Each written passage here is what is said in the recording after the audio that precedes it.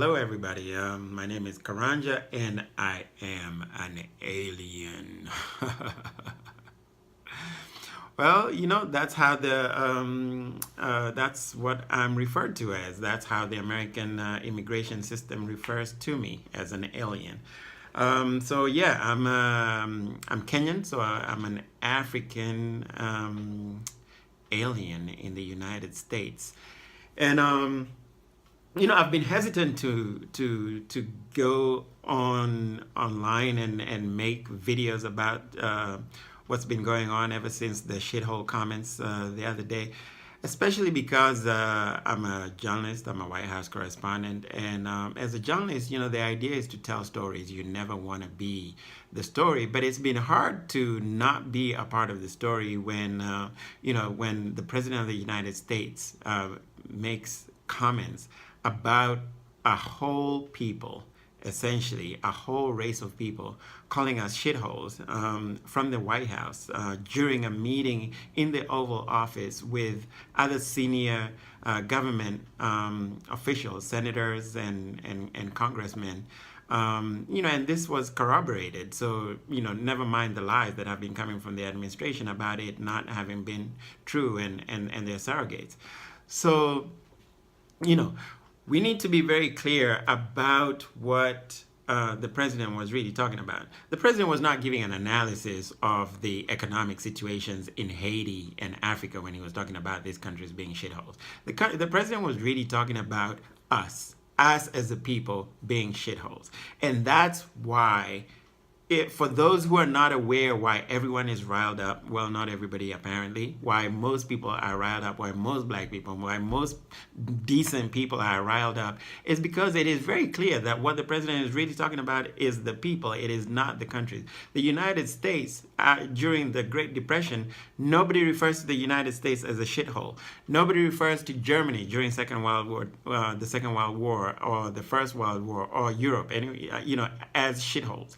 They were countries that were enduring hardship that overcame that hardship because of because of a number of things, including colonial the spoils of colonialism, but for countries, some countries, including Germany, for example, because of the forgiveness of debt. Germany had a huge debt to rebuild, as did the United Kingdom from the United States. Were given huge loans to rebuild. And those loans were forgiven by the United States so that those countries could continue to develop and get to be the global economic superpowers that they are today. So going back to the shithole comments, the president was not giving an analysis of the economies in Africa, which is what I think the Nigerian guy who made a video talking about why he's not mad at the president's comments, and why he goes on to list all types of reasons why Nigeria is a shithole, which it is not.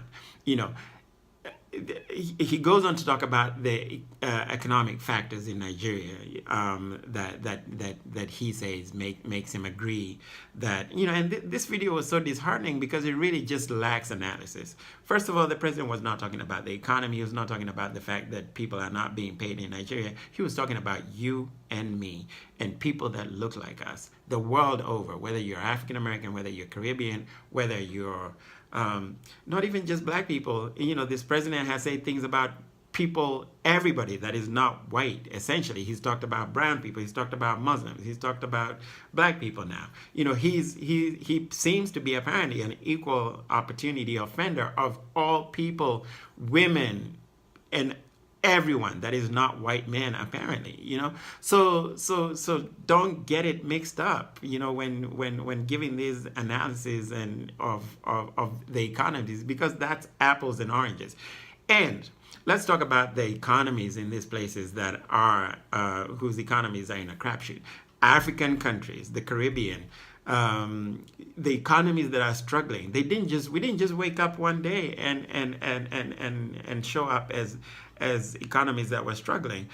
Africa has been under the yoke of, first of all, attacks by slave traders, stealing not just our materials, our raw materials, but our own very people.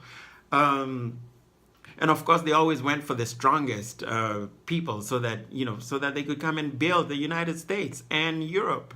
Um, and then after that, colonialism. It's been centuries under the yoke of Western powers. And don't get it mixed up. It's not as if that stopped after independence.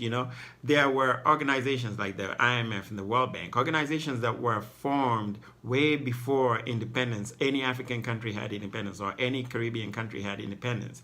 And by the way, the Caribbean countries, not only were they colonized, these are countries that are formed wholly entirely of people that were formerly enslaved, and then left in these countries to begin to form countries and governments and institutions and systems that are supposed to work for their populations, and still under the yoke of the enslaving yoke of foreign debts. Haiti had to buy her freedom after fighting off the French. They signed a deal for $90 million that forced Haiti to pay that, and in today's money, $90 million in 1864 is the equivalent of hundreds of billions of dollars, or probably a trillion or more. And that money has continued being paid by Haiti to France. Francophone countries, similarly, when after independence from France, signed deals for their freedom and have continued to pay into France, into the French coffers. So, yes, you might want to argue that what about the leaders of these countries? Why aren't they fighting? Well, I'll tell you why they are fighting, but it takes time. It's not something that's just gonna be overnight. Like there were institutions that were formed well before independence to ensure economic dominance of Great Britain, France, Germany, the United States, the IMF, the World Bank. And these are global institutions. These are global governments that have behind them the powers of the United States military and the British military. Guns are a big deterrent. Why do, for example, there's all these anti-government types, these rednecks in the mountains in Oregon and Montana, for example, who are all anti-government, sort of gun-toting, hillbilly, anti-government types. That talk about overthrowing the United States government. Guess why they haven't done it, despite the fact that in the United States there's like over 300 million guns in the hands of these dangerous terrorists. You know why they haven't succeeded? Because the United States government has an army and police force. So, armies and police forces and military might is a deterrent, and these institutions that have governed global economic practices were formed to ensure the continued global domination by the United States, by Great Britain, by France, by Western Europe and the United States and Western countries. So it's not as if all these global institutions are going to just acquiesce, are just going to turn around and give up their hold on power. So it's going to take time.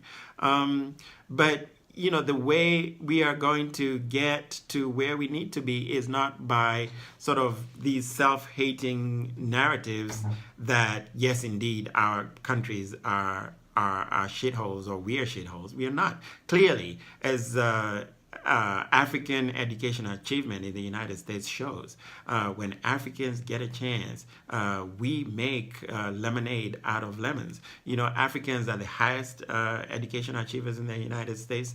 Egyptians at 64%. 64% of Egyptian-born residents in the United States have college degrees. Do you know what the average rate of college degrees in the United States for the general public? It's 28%. Nigerians are the second highest education achievers in the United States at 61%, not Norwegians. Followed by South Africans at 57%, Kenyans at 47%, and Ghanaians at 35%. So when we keep being told about a merit-based immigration system, I'm pretty sure that's not what the administration is thinking, because a merit-based education system would favor Africans and led by the Muslim majority Egyptians. How about that?